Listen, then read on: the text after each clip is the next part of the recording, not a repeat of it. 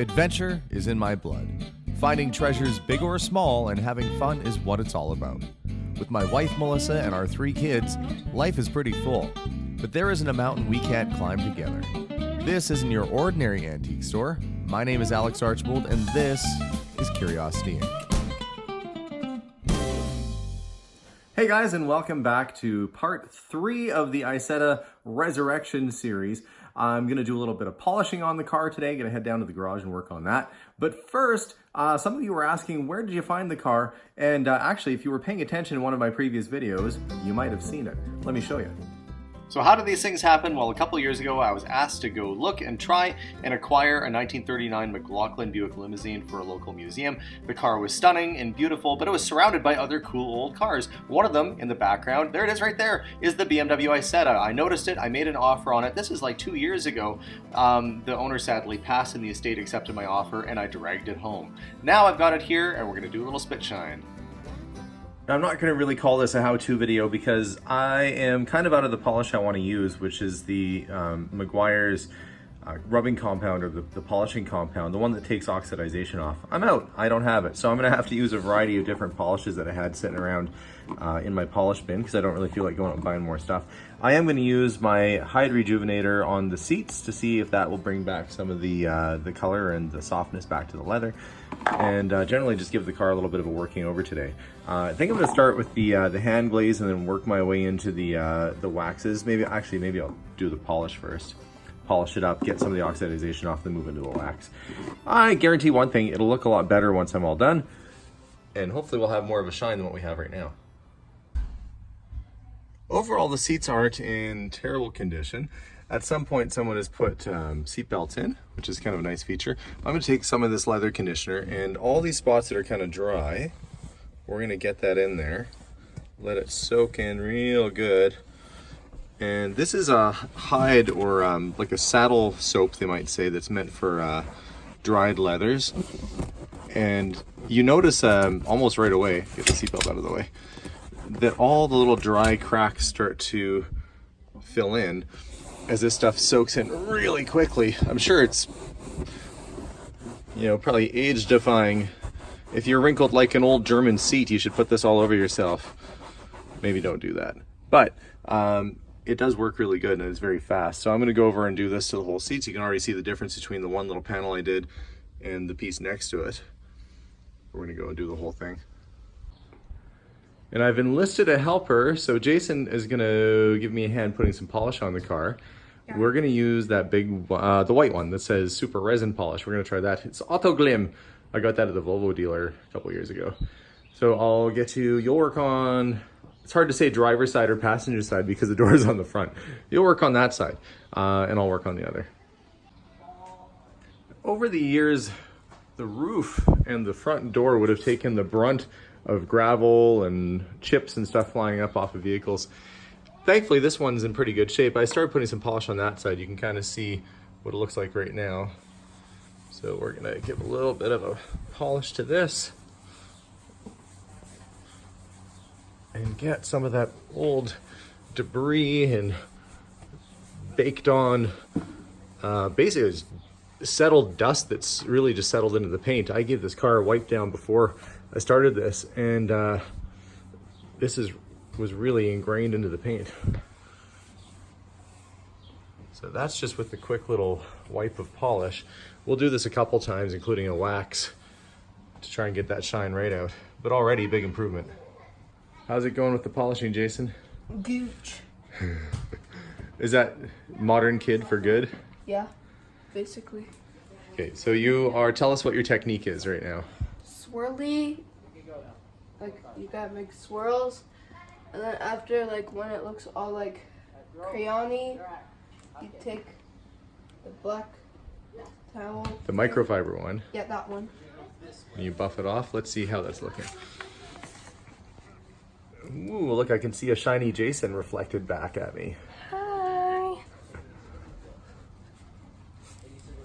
It's coming out pretty good. We haven't even done the wax yet. This is just the first stage. This is the first coat. It's looking good. This is the section that had all the glue, probably like a few millimeters thick worth of glue running all down here.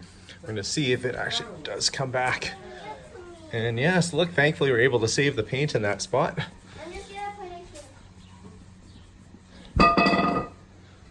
You guys playing baseball? We were with the soccer ball, but now we're gonna play. We're doing the soccer ball because we couldn't find the baseball also. Oh, well I can get to the ball and gloves. Huh? The ball and gloves are on the steps inside. Yeah. It's much easier than. Okay, you guys keep having fun. Kids are out playing in the yard. That's what's important. And they're actually playing together. Pretty happy that's happening. But look at that paint. Starting to come right back. Although this car was repainted at some point, the paint job wasn't a super high quality one, because we've got a little bit of what they call fisheye happening here in the paint, where you get little dots where there's a chemical reaction and the paint doesn't quite adhere with the surface underneath. I mean, it basically just doesn't look great. It won't cause any issues. Sometimes it can let water in and you might start to see surface rust forming around fisheye. I'm not going to stress too much about it. The car is in really good enough shape that I'm not going to worry about a paint job on it or interior. In fact, I like the funky carpeting that's in it. I think it's got character. So I'm going to continue just to clean up, get rid of all these little splotches and spots that are on here, and try and get it back down to clean, shiny paint all over. With the one side looking nice and shiny now, I'm actually kind of nervous having it in the garage. I don't want to bump into it. You know, it's funny, when it's all dusty and kind of dirty, you don't think twice about it. Once it starts looking a little better, then it's, well, oh, it's pretty nice. Better take care of it. I think after I get it all polished up, I'll probably throw a car cover on it and just, you know, let it relax until the parts come in. But I'm pretty happy with that shine. I don't know if you can tell from here, but look how glossy that is now. It's probably a lacquer paint and it's coming up pretty nicely. Lacquer is really durable. It fades pretty quick, but it usually polishes up nicely. I'm gonna continue going around and then I'll do a walkthrough of how the car is polishing up. And plus I've got to do all the chrome still too. Haven't even touched that yet. So back at it. Actually found this old Amway chrome and glass cleaner. It was inside of the car. I'm gonna try it and see. I mean, why not? Use what I found, see how it works. Kind of goes on like a dry paste in a way, so we'll see how it comes off. Oh yeah, well, works pretty good. It's still dirty on the inside, but it's doing the job. We'll have to see how it works on the chrome too. Get that done inside and out. Make sure it's all nice and clean. You know what, that glass cleaner actually works pretty darn good. I'm gonna go around and do the chrome, see what it does with that. It's on basically like a white film. And we'll see. I suppose it's kind of abrasive because it's more of a powder than just a liquid. Seems to be doing a pretty good job getting rid of that any sort of mild corrosion that's on here. I don't know how to do on heavy corrosion. Usually you have to use like a steel wool, like a quadruple zero steel wool to do that. This is coming up pretty shiny. Not bad.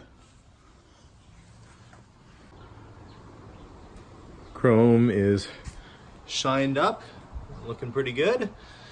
Paint, I've got the first little bit of polish done on it. I'm gonna start laying some wax down on it, see if it'll come up even shinier yet.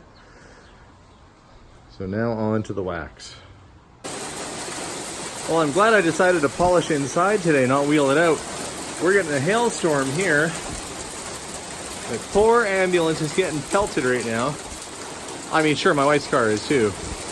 But the ambulance, not the ambulance. And I had a suitcase in mind to go on the roof of the car, had it at work. I've been keeping it around for a while because it's got all these cool stickers and stuff all over from all over the place. I used to have this actually on the roof, well, I guess the trunk rack of my MGTD. That car is long gone, but I think it'll look really neat on the roof, so I'm gonna put it on, see what it looks like. I feel like I need to add maybe another piece of luggage up here. This looks kind of lonely, but it is, you know, strapped onto the roof. All I need to do now is go to this hotel in Paris and park my cutesy little car out front. Speaking of clown cars, I was driving by West 17 Mall, which is a pretty big shopping mall, middle of winter, And it wasn't a clown car per se, it was just a normal car. It was like a Ford Fiesta or something, which is a pretty small car. It's icy, it's winter conditions, and I'm at the stoplight, and it's traffic going in front of me, it's an intersection, and the light turns red for them, and one guy, he can't stop. He's really, really scared and nervous, but he's completely done up like a clown. I mean, like, clown makeup and wig. Like, I assume it's some guy who's on his way to a birthday party who's like a professional clown. But he actually he had like the terrified makeup on like this. But he was driving through, like, sliding sideways through an intersection in winter, like, dressed as a clown. So you can imagine how funny that was. With the full wig and the outfit. I'm like, you're not gonna see that every day. Those are moments you wish you had a camera for. Well, I'll admit, this little car is really growing on me, and not because I probably caught an infection from being inside of it and touching my hair all up on the carpet and the roof the other day. It's growing on me because I like it. It's a cute little car. Look at this thing with the little luggage on the roof. It looks like a Disney character. It looks like it's going to be out of the next Cars movie. And I think it's got lots of character and it's fantastic. My garage, on the other hand, while looking at those pictures of my garage a few years ago and I see how cluttered it is now full of stuff, I wish I had my garage back the way it was. And this is why I've been complaining lately about space, but it hasn't stopped me from bringing more stuff home. Mind you, a lot of this stuff in here is going to, hopefully, fingers crossed, the new store should that happen. And when that does, I'll have my room back. But in the meantime, I'm loving the car, having lots of fun with it. I'm waiting for parts to show up. I'm waiting for the fuel tank to come. So I've got about another week or so before I'll be ready to start doing some more mechanical work to the car. But for now, it's shiny and looking fantastic. So stay tuned for the next video, which hopefully I'll get the gas tank back in, start doing some of the work on the fuel system. And very shortly, in probably a couple more videos, I'll try and start this darn thing. And before you know it, I'll be the one driving around like a crazy person in a clown car too. It'll be me. But clearly not a clown car. I mean, yes, it's small, but it's so small you could never fit clown shoes inside there and operate the pedals. So not designed for clown shoes at all. So it's not a clown car, but I like it. So stay tuned, guys. Watch for more videos and we'll see y'all soon. Bye for now.